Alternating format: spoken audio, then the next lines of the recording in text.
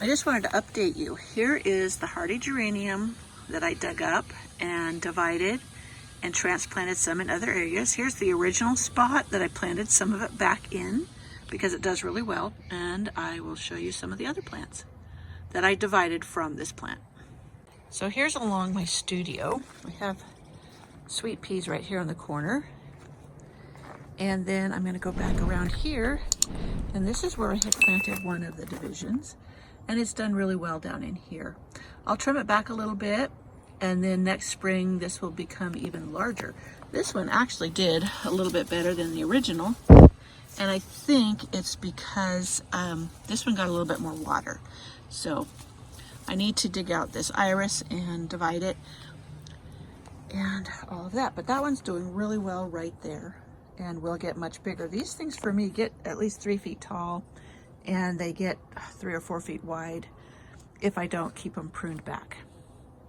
So right here is where I planted the other one. This is back in the secret garden, and I made this little orb, or actually it's a big orb, from the rings that go on wine barrels or whiskey barrels.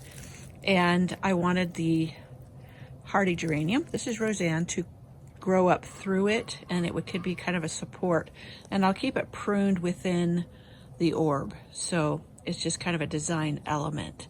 But that's the other one. This one has been in a pot, this hardy geranium, for quite some time, most of the summer. And I just got it planted out here as I'm potting things up or switching things around and getting them in the ground. These hardy geraniums, the voles have not bothered with, so I can safely put them in the ground so far. So that's why this is getting put in the ground rather container, like a lot of other things I've had to put in containers. So anyways, that's an update on my hardy geraniums that I transplanted, and I'll take you up and show you one that's just huge and why I love them. They grow fantastically here. So as I walk up on this area, this is my Rozanne geranium that's up here. My stylish fire hydrant there in the front corner of my front garden. But this is Rozanne in all its glory. It does beautiful, remains airy. It does not remain compact unless you prune it back hard a lot of the summer, but it still blooms no matter what. This thing is just gorgeous.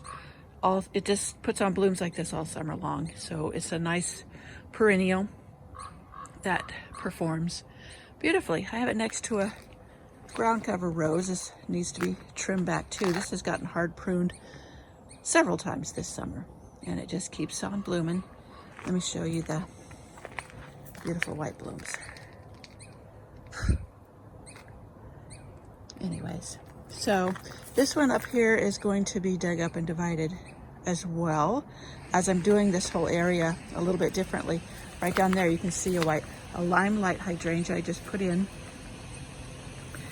and all of it's in a revamp, so no worries about it being pretty messy.